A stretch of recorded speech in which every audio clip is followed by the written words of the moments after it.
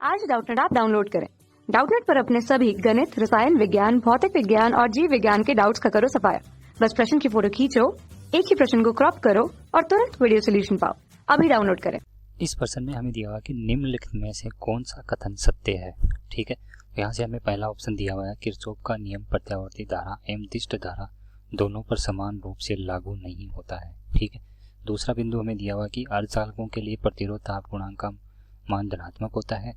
और तीसरा ऑप्शन यहाँ पे देखो दिया हुआ है कि मीटर ब्रिज की संवेदना अधिकतम होगी यदि चारों भुजाओं के प्रतिरोध का मान बराबर हो। ठीक है, और प्रतिरोध का सेलों का विद्युत वाहक बल उसके इलेक्ट्रोड के नाप एम उसके क्षेत्रफल पर निर्भर करता है। यानी सेल का जो विद्युत वाहक बल है वो किसके ऊपर निर्भर करता है? सेल के क्षेत्रफल, उसके क्षेत्रफल पे तथा इलेक्ट्रोड के नाप पे निर्भर करता है।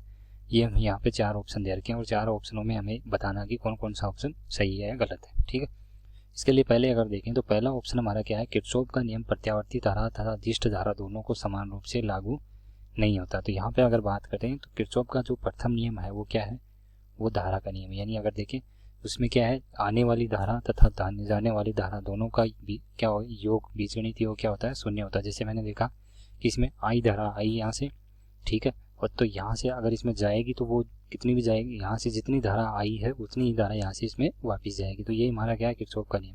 तो ये नियम क्या है, यहाँ पे हम यहाँ पे एसी धारा तथा प्रत्यावर्ती एसी धारा या प्रत्यावर्ती धारा या दिष्ट धारा दोनों के लिए हम यहाँ पे उपयोग में ले सकते हैं। ठीक है, तो दोनों के लिए ये यहाँ पे जो नियम है किरचॉफ का नियम यहाँ पे लागू होता है। तो यहाँ पे हमें बोला कि नहीं लागू होता है, इसका मतलब यहाँ पे ये ऑप्शन क्या हो गया, गलत हो गया। ठीक है, उसके बाद में देखें तो अर्धचालकों के लिए प्रतिरोध ताप गुणांक का मान क्या होता है, धनात्मक होता है।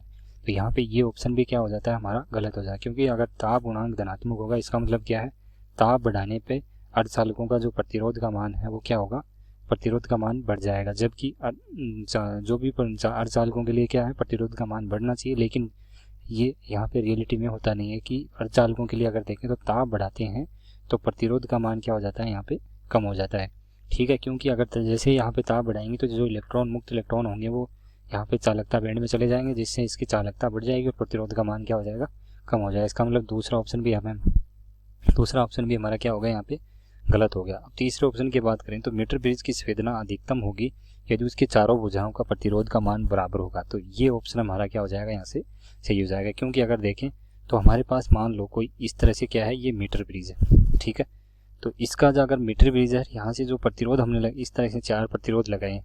ठीक है, अब ये प्रतिरोध क्या है, लगभग एक समान कोटि के हों, यानी लगभग बराबर कोटि के हों, तो यहाँ से जो इसमें जो अनुपात होगा वो क्या आएगा, एकदम सटीक अनुपात आएगा। और जिससे क्या है ये इसकी जो सुग्राहिता होगी वो उसका मान क्या होगा, अधिकतम होगा। जिससे यानी तो यहाँ से जो तीसरा बिंदु है वो हमारा क्या हो जाएगा, इसके लिए सही हो जाएगा। ठीक है, दूसरी बात अगर बात करें यहाँ पे सेल का विद्युत वाहक बल।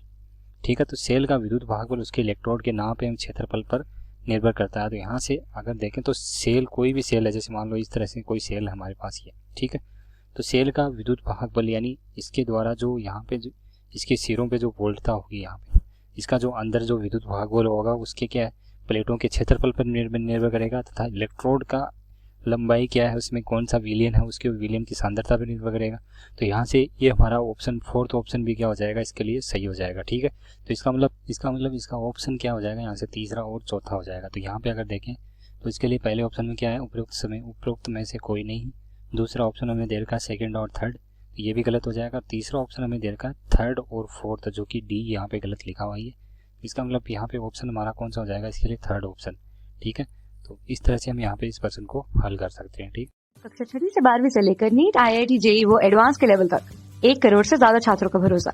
आज ही डाउनलोड करें डाउटनेट ऐप या व्हाट्सएप करें अपने सारे डाउट्स 8400 400 400 पर।